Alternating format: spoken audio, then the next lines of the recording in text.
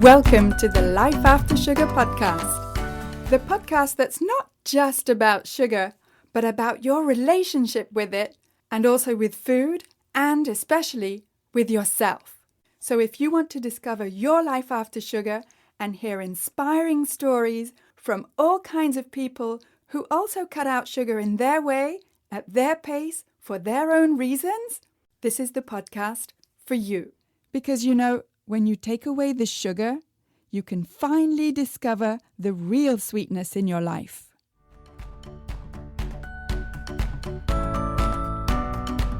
I'm your host, Netta Gorman, and in today's episode, I'm talking with Kate J., who's a functional nutritional therapy practitioner, an AIP certified coach practitioner, and a trained chef. She's passionate about helping people reach their health goals by using nutrient-dense whole foods as medicine. Plus, she's originally from the UK as well, so we have a lot in common. And this week's episode of the Life After Sugar podcast is brought to you by the After Sugar Club, where you'll get all the resources you need to help you make those small but powerful mindset shifts and get guidance step by step on your personal path to feeling free from sugar so that you can get to a place where you don't even want it, need it, or miss sugar anymore. You'll be part of a friendly, encouraging community of health-conscious people just like you. Most of us are also intermittent fasters, but not all of us. There's a place for everyone. Join us at aftersugarclub.com. All right, here's my chat with Kate. So I'm talking today with Kate J., who is another Brit out in Vancouver, right? In Canada. Yes, correct. Two Brits living in Canada. What is it about Canada that attracts us Brits? I don't know. I have no idea. So, Kate, you are an expert or a coach, right, for autoimmune diseases. Is that right? Yes. Can you tell me how you got into that world and your own story? I can. So, I've been in this world since 2014. So it starts, I don't know how far you want me to go back, actually, about my story. As far as you want. Oh, really? Okay. So, talking about how I'm doing what I'm doing, my brother died in, 13 years ago. Oh. So, yeah, 13 years ago, 2008. And, he died of cancer and it was very, very quick. And the feeling of powerlessness when he was going through, he died within 5 weeks of being diagnosed. Wow. And it was the most awful thing. And that feeling of being completely powerless was terrible, I remember. But also, obviously he was suffering. And sorry to start this off with such sort of dire news and everything. Yeah, but that's how it was. Yeah. But, it's really true when they say that it's worse for the people who are left behind, because what you're left with is this sort of unimaginable stress that you go through during the process and then afterwards as well. And it was that stress that triggered my condition, basically. And so, beforehand, I was trying to sort of weave in the sugar thing, really. I wasn't brought up on much sugar, I have to say, candy and stuff like that at the weekends. My mother was a cookery teacher. And so we always had home prepared meals, every single meal. She was amazing, actually.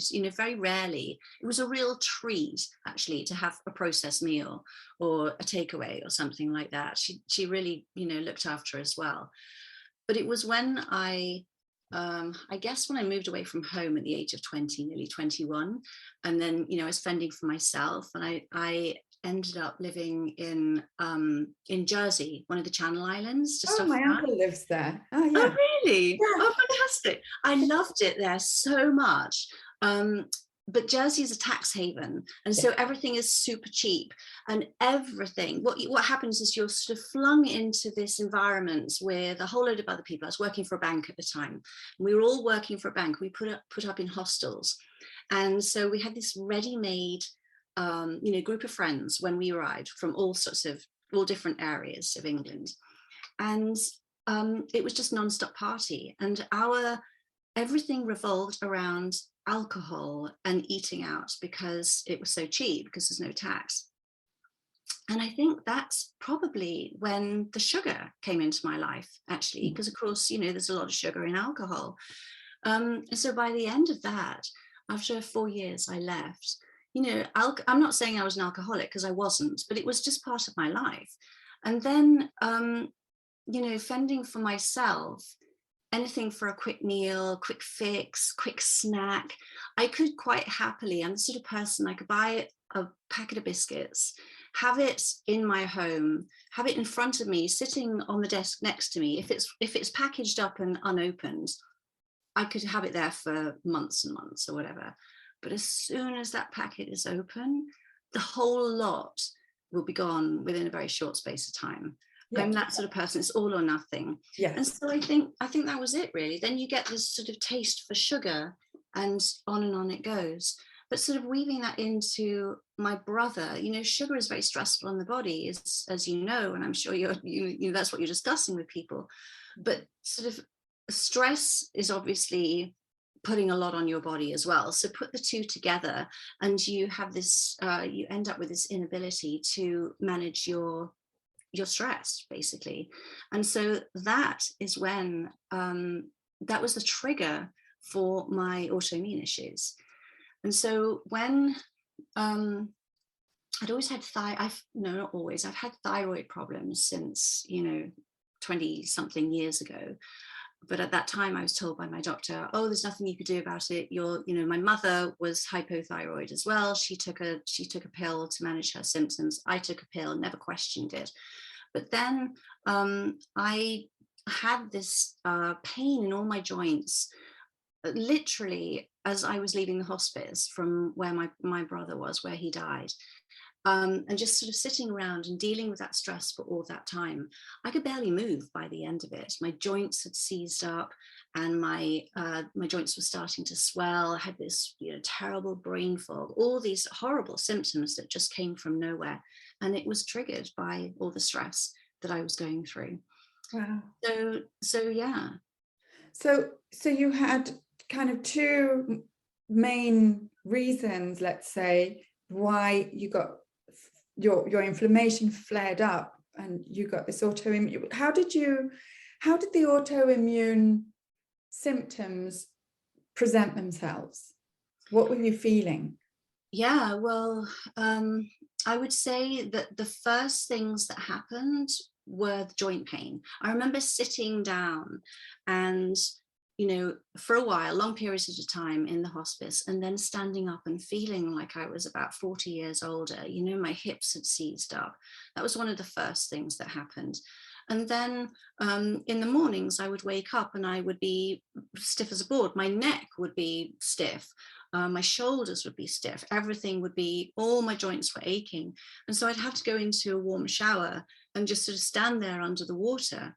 And then gradually those joints would sort of, the pain would ease and my joints would start to remobilize. And so that was it, really. And then, brain fog, barely being able to think about anything. I would say that panic attacks started to set in. This constant worry and concern about cancer and illness, and why did my brother die? He was only 46 when he died. So, he was taken far too young. And that realization setting in that, it's not a given that you have the privilege of dying in your sleep in your very, very old age, Yes. And being, an anxious sort of person myself, that was just fueled big time. So yeah, anxiety attacks as well. And did you make that connection between those symptoms and autoimmune? Did you know anything about it? No, I didn't know anything about it. And so what happens, my wrists flared up I say didn't know about it. I had a bit of an inkling, actually. That's not strictly true. My wrists swelled up and my thumbs swelled up hugely. And I remember thinking, because my grandmother had very severe rheumatoid arthritis. She was completely disabled by it. And, I remember very, very clearly everything that she went to. I went through. I was a very young child, but I still remember the pain and the misery that she went through. She was very badly afflicted. And one of the symptoms of rheumatoid arthritis is symmetrical joint swelling. And that's what I was presenting with eventually.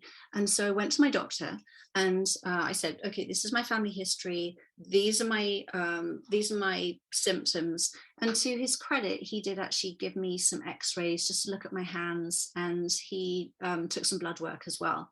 And when you're looking into rheumatoid arthritis, which is an autoimmune disease that affects the joints, by the way, one of the tests is called a rheumatoid factor. It's a blood test. And my rheumatoid factor was out of range, but it wasn't significant.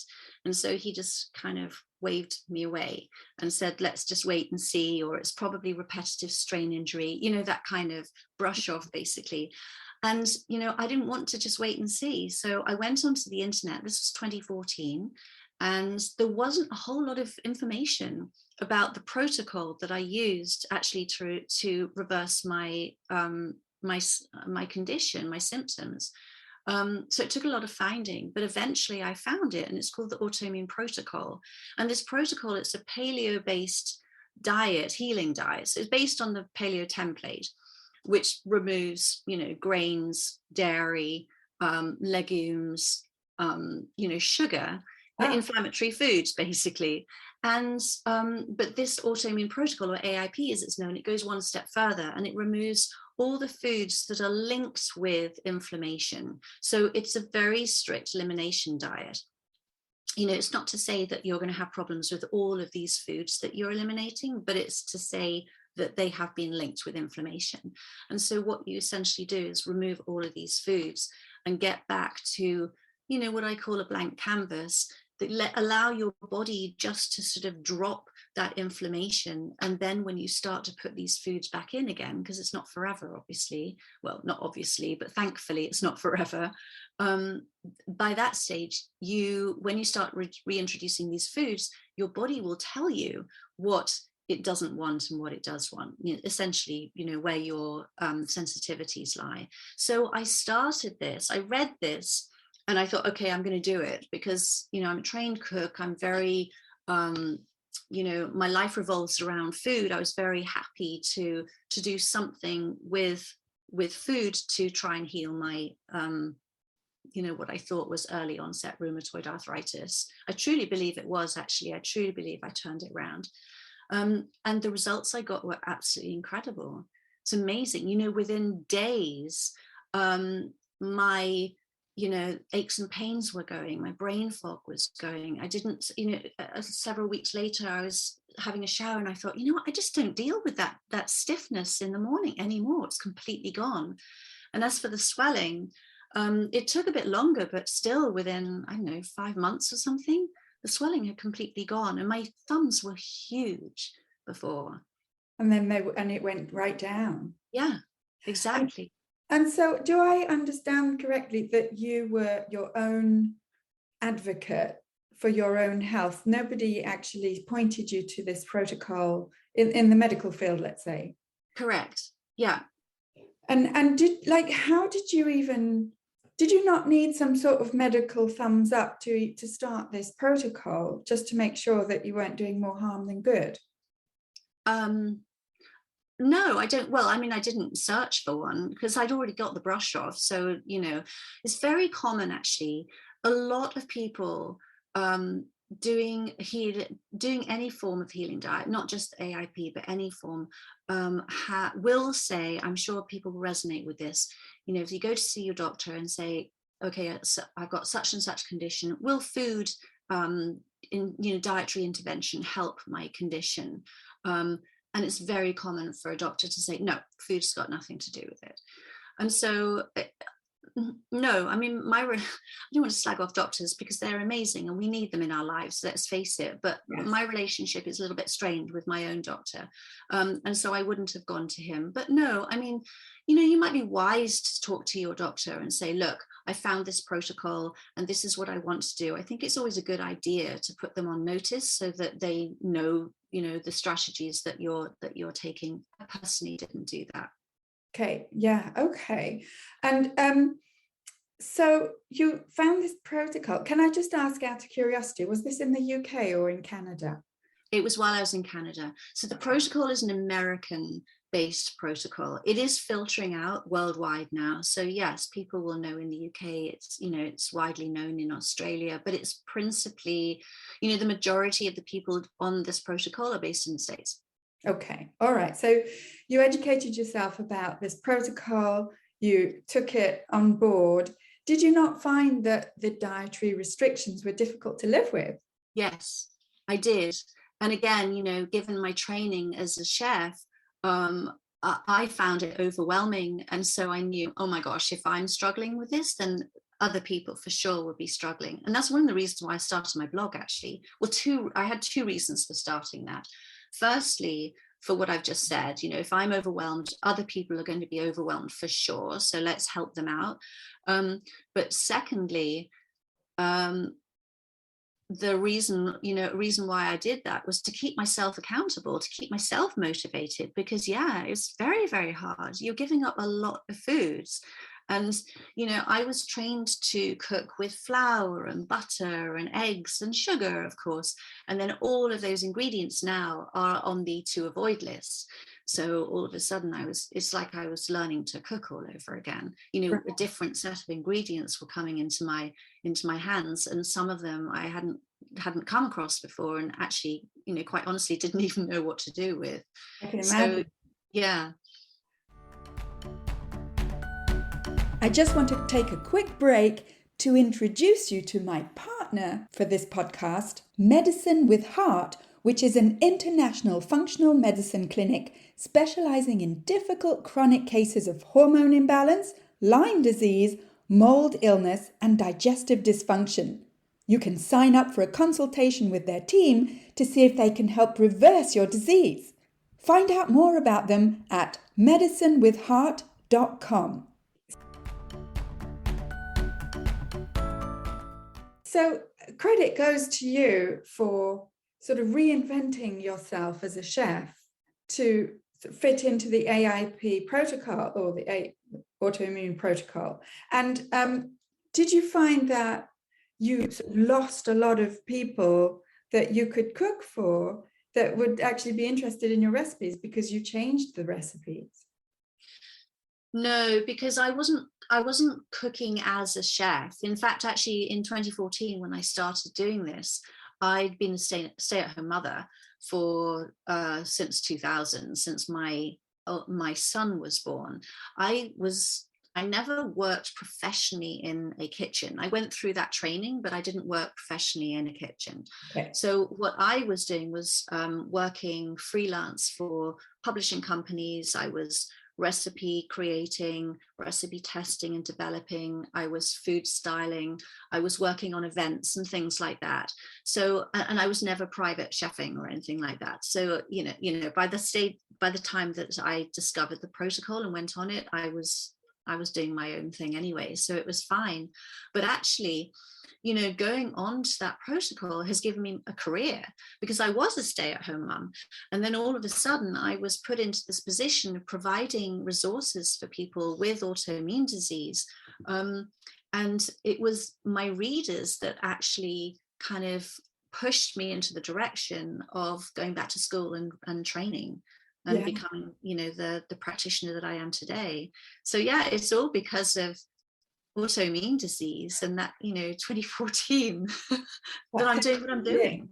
Yes, amazing. So for people that don't really know, myself included before, I'd never heard of it, autoimmune, and I wouldn't know what it was if it came up and slapped me in the face in the past. So can you tell us a little bit about what is an autoimmune disease and what does it do to your body? Yes. Well, I mean, autoimmune disease is basically when your body attacks its own organs and tissues, and that sort of, can be years and years in the build up, because you're dealing with a lot of inflammation, and every time you've got this sort of inflammatory response, your immune system is, on the rampage. It's on high alert, so to speak.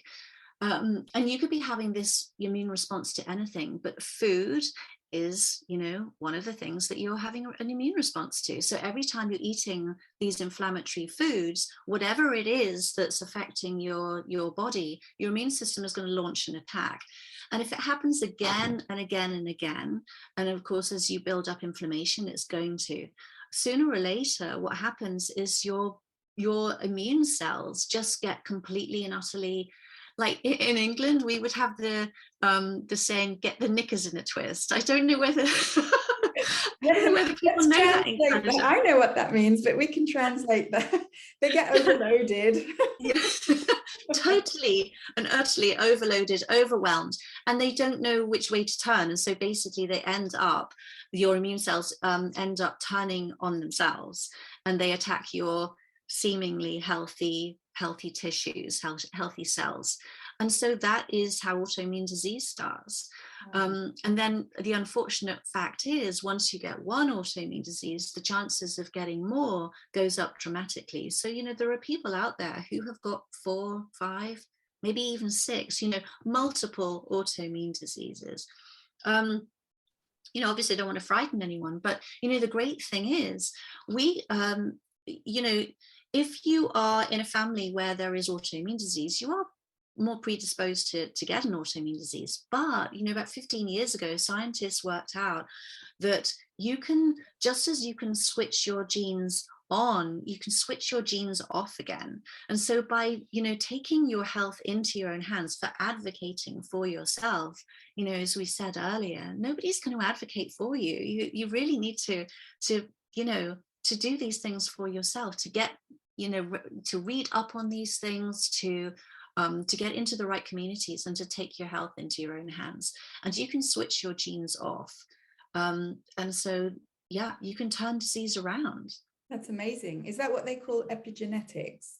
Yes, exactly. Yeah, it's gene expression, basically. Okay, all right. I mean, the good news is these days that, I suppose the bad news is that we have to be our own advocates more often than not, as regular sort of patients, consumers and citizens, even if we're not medically trained. The good news is that information is a lot more easy to find now with the internet and all sorts of things, so that it is possible to educate ourselves. It just requires more effort than we'd like to put in, I suppose. Yeah, well, that's right. People, we're all programmed not to want to put effort in. But the simple fact is, if just a few tweaks to what you're eating and how you're living. It's not just about food, actually. It's about readjusting your lifestyle, getting sleep, getting adequate movement, not too much movement, not too little, but just adequate for your body. Managing stress is a huge, huge part of it. And so it's the irony not that autoimmune diseases actually cause stress in your body, or is that a false belief? No, I would say yes, but also stress can cause autoimmune disease. So it's like this never-ending cycle. Who knows where it starts from, but it's, as far as the body is concerned, it's all the same thing, really. It's just insurmountable stress on your body. So yeah, that could come from food, it could come from lifestyle, it could come from genetics, it can come from a wide range of things. But yeah, if you have an autoimmune disease, you're already under stress, because your immune system wouldn't be presenting in that way if it wasn't under stress. Right. And can you give us a few examples of what autoimmune diseases are? The names of them, I mean. Yeah, sure. Well, I'd say a very, very common one is Hashimoto's thyroiditis, which is thyroid. When your immune system is going to attack your thyroid cells. So what happens is your body, well, if you're going to have an autoimmune disease, your body will attack the weakest link. It's what happens in nature, basically. So if you're weak, if your thyroid is, compromised, then that might be where your autoimmune disease presents itself. Joints, it would be something like rheumatoid arthritis or psoriatic arthritis. I mean, there are over 100 autoimmune diseases. Wow. Autoimmune disease in the small intestine is called celiac disease. In the large intestine, it's Crohn's disease. There are a lot, but I'd say the most commonly found ones are Hashimoto's and celiac disease. Okay. All right. Then they're relatively common as far as I know. They are common. Yeah. And so, bringing it back to sugar, let's say, sugar is one of the most inflammatory substances. I don't even grace it with the word food. It's very inflammatory. Whether or not you already have a problem with autoimmune disorders or diseases, sugar is inflammatory. Would you say pretty much for everyone? Yes. Me too. And that's not a medical opinion. No, it's a big fat yes. And the AIP is not a sugar-free diet, but it's a refined sugar-free diet.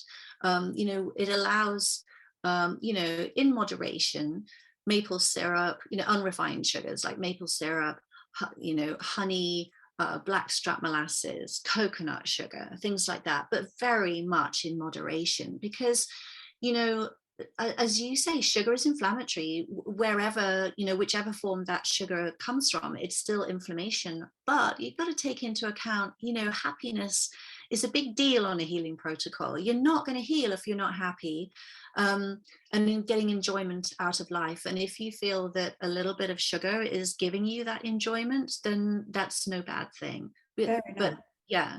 Yeah, fair enough. If you're already suffering with loads of other things, for goodness sake, keep whatever it is that is giving you some happiness. Yes, exactly. That's right. Because you have to weigh up, if I can't have that little bit of sugar in my diet, is that going to make me stress?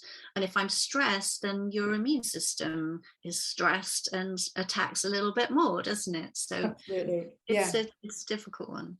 I mean, my sort of approach to things, to life in general, but to sugar more specifically, is any reduction in sugar is a big step forward. So it doesn't have to be 100%. I happen to not eat any sugar at all, but that doesn't mean that everyone else should. No, exactly. And it's amazing, once you do go off that sugar, even something like a green apple becomes highly sweet and, like ambrosia-like. So it's amazing what can happen to your body once you drop the sugar. And I'm imagining that once you feel the benefits, especially as someone with an autoimmune disease, once you feel the benefits of reduced inflammation and everything else, then what better reason is there to keep at a low level or to keep reducing even more? Yeah, definitely. That motivation, once that kicks in, and it does kick in very quickly, that's the motivation you need to carry on. As I said, earlier, my joint pain was gone within days. That's incredible. So once you experience that, then you want more, don't you? And you get to work out, what it is that you are sensitive to, what does flare up these symptoms. And very often sugar is at the bottom of that. Right. And I'm imagining also that if you had gone to see the medical establishment, let's say, and they had given you medications, would you get the same sort of results, from your knowledge about AIP? Would you get the same sort of results from medications as you are getting from changing your diet and lifestyle? Yeah, I mean, a lot of people with autoimmune disease do take medication, and it's necessary for them. So, it's not a bad thing taking medication, but if anyone's listening and they're, halfway interested, it's amazing the difference that dietary and lifestyle interventions can make. So what the medication is essentially doing is putting a band-aid on your symptoms. It's not really getting to the root cause. I mean, why do you have an autoimmune disease? Why is that inflammation there in the first place? That's one thing that medication isn't addressing. It's making your life easier It could be taking away in pain. Nobody needs or deserves to live in pain. But as I say, it's not looking to actually fix the problem in the first place. And that's one of the things that, diet and lifestyle can play in a very, very positive way. So actually, if you have medication and you fix your diet and your lifestyle, that's amazing. And then it's not unheard of. In fact, it's very common that for people with autoimmune disease who are on medication, as soon as they start, implementing these other strategies, natural strategies, to start weaning themselves off the medication, which is fantastic. Because medication, it's, as I say, it's great that we are living in an age that we are able to have this, but there are side effects to some of these medications, and so it's wonderful to be able to decrease them so that you can decrease those side effects as well. Yeah, amazing. And you were mentioning that you have a blog. Can you tell us a bit more about that? Yeah, sure. So it's called healingfamilyeats.com, and it started off as a recipe blog. It's principally a recipe blog, and the recipes that I'm providing are all compliant to the AIP, autoimmune protocol. A lot of them also apply to other healing diets. So there's another healing diet called GAPS, which is gut and psychology syndrome, and SCD as well, which is the specified carbohydrate diet. So there are sort of crossovers between these healing diets, but they're all quite different as well. So yeah, that's what I do. I provide the recipes for people who want to eat, good food, tasty food, but need to drop a lot of ingredients because they're wanting to heal themselves. Yeah, that's great. And, very often what I find is people find that when you do either an elimination diet or some kind of what's perceived to be a restrictive diet, they feel that it's not fair that they can't eat everything that most people can eat. And the way that I see things is that, well, first of all, it's true that it's not fair. And once we get over that, we can look at other things. But I find that the food industry, the processed food industry, has done such a great job of making us think that what we're eating as processed foods, first of all, is food, and second, that it's good food, and that if we take all that away, then in some way we're suffering. That is a very clever marketing ploy. Oh yeah, it is. They know how to get us, don't they? And we've fallen for it, hook, line and sinker. And also because we lead busy lives. And so that's why, processed food is, it's a huge multi-billion-dollar industry, because we're not prioritizing it for a start, and we're also busy. Yeah. So, Yes. the thing is, the processed foods, think of the clues in the word processed. So when you have anything that's processed, your body doesn't recognize the majority of those ingredients. And so the body cannot process those ingredients. And so is adding to our inflammation. Yes. I've heard that said, that inflammation is at the base of the vast majority of health issues that people suffer from these days. Yeah, correct. Not just autoimmune, but lots of other things. Oh yeah, yes, cancer, neurological conditions, inflammation is at the bottom of pretty much all of them. You're right. Yes, and I would venture to say that processed foods are inflammatory. Also, a vast majority of processed foods are inflammatory. Yes, because you look at the ingredients, there are things that are chemical ingredients, factory-made ingredients, that really and truly belong in a factory and nowhere else. Because, as I said, your body doesn't know what they are, and your body goes into sort of protective mode. If it doesn't know what something is, then it can't process it. It won't process it, because your body its sole objective is to keep you alive. And if it sees toxins coming in and it knows that they are dangerous, it's not going to process. So we build, all these toxins build up mostly in the liver, so we become overburdened. And the liver is our main detoxification organ. It's, it has over 500 functions. We need a healthy liver. And unfortunately, we we're sort of declining into a population of very unhealthy livers. And Yeah. also another thing about the processed food is laden with sugar, of course. And what happened, in the 1950s, we were all told that fat was bad for us. Fat is evil. Fat's going to give us heart disease. It's going to make us fat. And so the manufacturers took fat from the food that they were processing. But fat makes food taste really good. So what do? How are we going to make this food taste good? Oh, I know what. We'll stick some sugar in. And so that's what they did.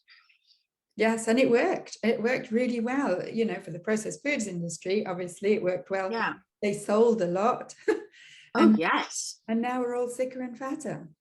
They're sicker and fatter because, because of the, lots of sugar, lots of toxic ingredients that we're taking on, but also a lack of fat. We need fat in our diet. It has so many, there are so many reasons why we need it. We need healthy fat as well.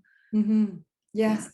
Yeah. Yes. And that's why I find that, and I went through this where I sort of, when I first changed my diet, I had no idea what it meant to eat whole foods.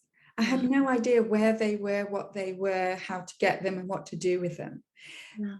And I consider that I was eating relatively healthy before I dropped sugar and flour and sweeteners. But what I realized when I did drop those three things was that I would say about 90% of my so-called healthy diet was actually made up of processed foods. Yeah. And 90% of my health issues were probably due to healthy, in air quotes, processed foods. Yeah. Exactly. And, we're not really taught this at school, are we? No. My daughter, for instance, she's 18 now, but when she went her first year in high school, she did a range of sort of mini courses, basically, until she was given the opportunity to choose the one that she wanted to do for the next year. And one of the courses that she did was cooking.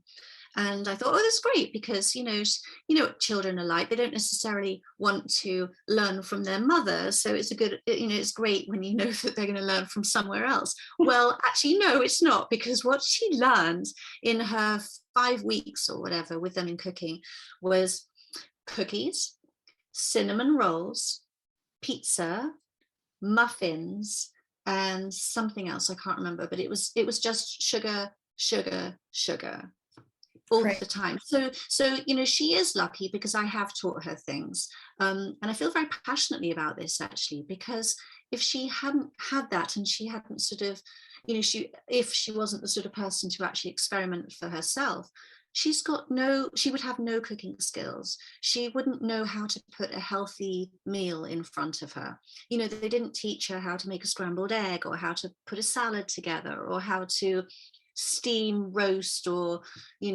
cut up some vegetables or anything like that. And yet it's just as easy to do that as it is. It's actually easier to prep real foods than it is to make muffins and cakes and things. Yeah, it is, absolutely.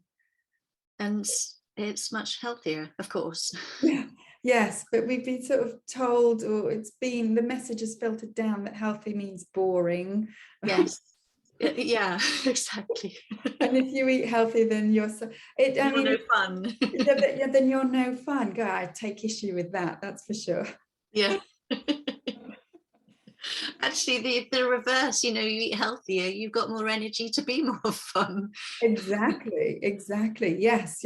And and I don't give sugar the power to determine my personality or my level of well-being or my level of fun or feeling good or anything like that. Yeah. Exactly. Okay, so people can find you on healingfamilyeats.com. Yes, correct. I'll put that link with the description, with the show notes, as they call them. Thank you. And yeah, that's great. Thank you so much, Kate. That's wonderful. Thank you for having me. Thanks, Kate, for a wonderful conversation there. And just like myself, Kate believes that you deserve to have a happy, energetic life. And if you do suffer from an autoimmune disease or disorder, then you deserve wellness, and Kate can help you make that happen. So you can find Kate at healingfamilyeats.com. And it just goes to show that whatever our backgrounds, whatever the health issues that we've been struggling with, cutting sugar seems to be the common denominator for making most people feel a whole lot better.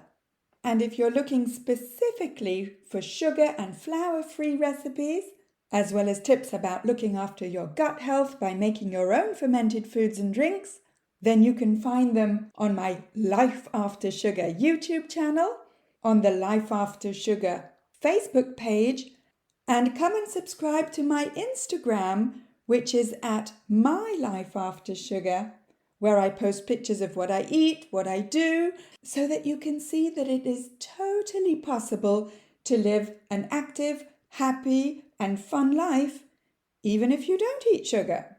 And for more free resources, check out my website, aftersugarclub.com. You can also download my simple guide to getting more energy. Go to aftersugarclub.com and click on the tab Simple Guide.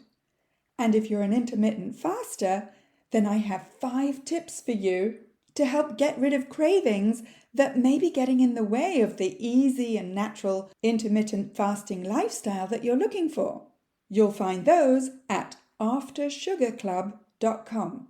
And if you're looking for the key to a joyful and easy intermittent fasting lifestyle and life in general, then I can teach you how to let go of sugar and find the real sweetness in your life. That's what the After Sugar Club is all about, and that's where you get my guidance so that in just a few weeks, you'll get to a place where you won't even need or miss sugar anymore. Check it out at aftersugarclub.com. And if this podcast is inspiring you to take one more step towards your life after sugar, then could I ask you to please scroll down and leave the podcast a lovely 5-star rating and leave a short review to let me know how this podcast is inspiring you to break free from sugar your way and find the real sweetness in life. And if this is your first time here, don't forget to subscribe to the Life After Sugar podcast so that it appears magically in your podcast player every Sunday. Thank you for listening. That's it for this week. Keep in touch and see you soon for another episode.